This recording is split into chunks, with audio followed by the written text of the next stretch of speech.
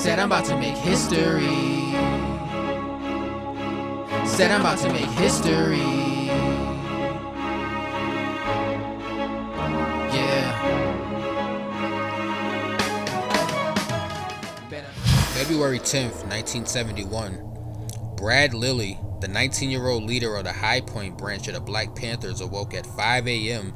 to discover 30 police officers and sheriff deputies surrounding the rented house he shared with 3 other teenage members of the organization.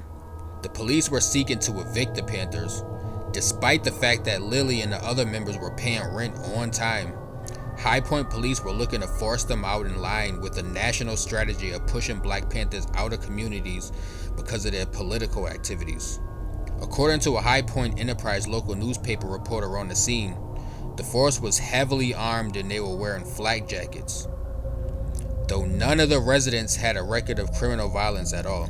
The Enterprise also questioned the police department's aggressive strategy in a crowded residential neighborhood, stating that someone could have been killed in the comparative safety of his home. Ironically, High Point Police Chief Laurie Pritchett, who was on the scene that day, had previously built a national reputation by avoiding combative tactics.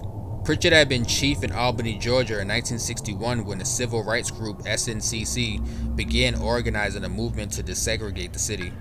His non-violent approach to policing during this campaign largely thwarted those efforts, even after Martin Luther King Jr. and the Southern Christian Leadership Conference became involved.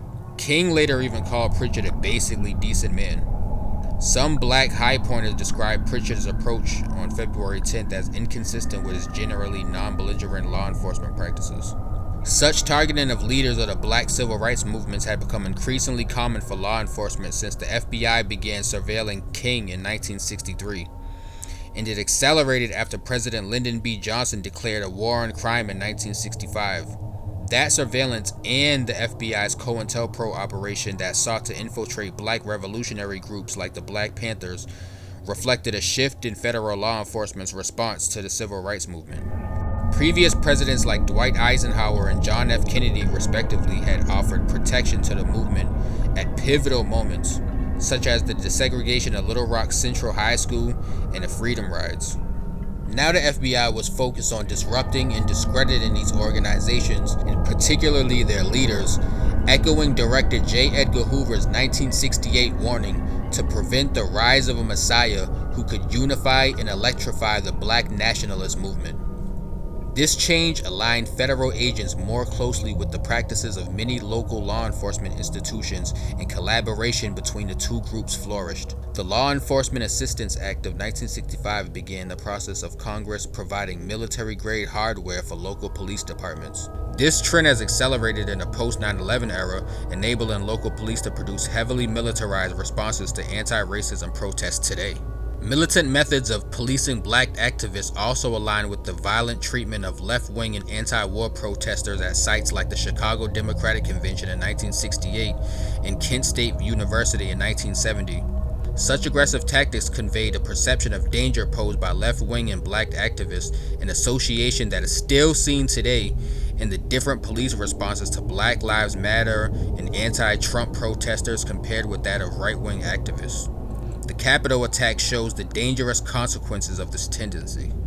The law enforcement strategy against Black Panther leaders at the time also saw local and federal officers share information with the FBI, facilitating the Chicago Police Department's killing of Black Panther leader Fred Hampton through an informant who shared information about Hampton's activities and the layout of his apartment.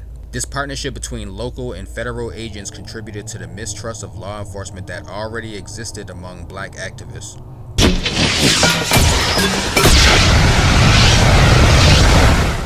When the High Point police demanded that Lilly and the other Panthers exit the house that morning, they refused. Lilly remembers thinking about Hampton as well as Bobby Hutton, who we'll also get to in a later video.